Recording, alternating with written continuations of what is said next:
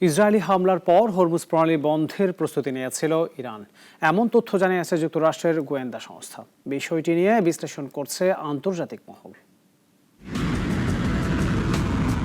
ইসরায়েলের ১৩ জুনের ক্ষেপণাস্ত্র হামলার পর মধ্যপ্রাচ্যে ফের ছড়ায় উত্তেজনা।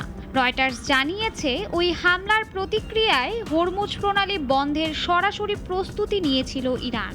মার্কিন গোয়েন্দা তথ্য অনুসারে পারস্য উপসাগরে নিজেদের নৌবহরে মাইন লোড করে ইরান। যদিও বাস্তবে মাইন বসানো হয়নি, তবে ইরান ছিল সম্পূর্ণ প্রস্তুত। বিশ্বের মোট জ্বালানির প্রায় ২০% পরিবাহিত হয় এই প্রণালী দিয়ে। ফলে এটি বন্ধ হলে বৈশ্বিক জ্বালানি বাজারে বড় ধরনের বিপর্যয় নেমে আসতে পারত।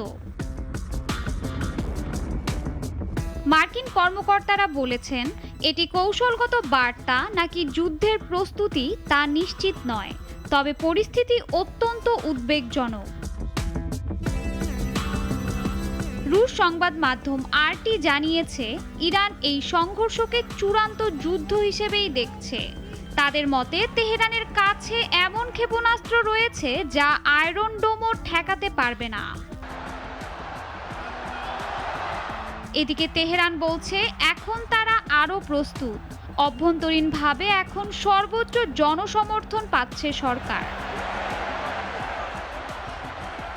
বিশ্লেষকদের মতে, হরমুজ প্রণালীতে উত্তেজনা বাড়লে বৈশ্বিক অর্থনীতি ভয়াবহ ধাক্কা খেতে পারে।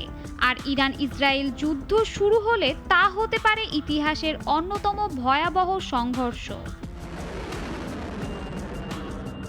ইসরায়েলের হামলায় ইরানের সামরিক ও পরমাণু স্থাপনায় ব্যাপক ক্ষতি হয়।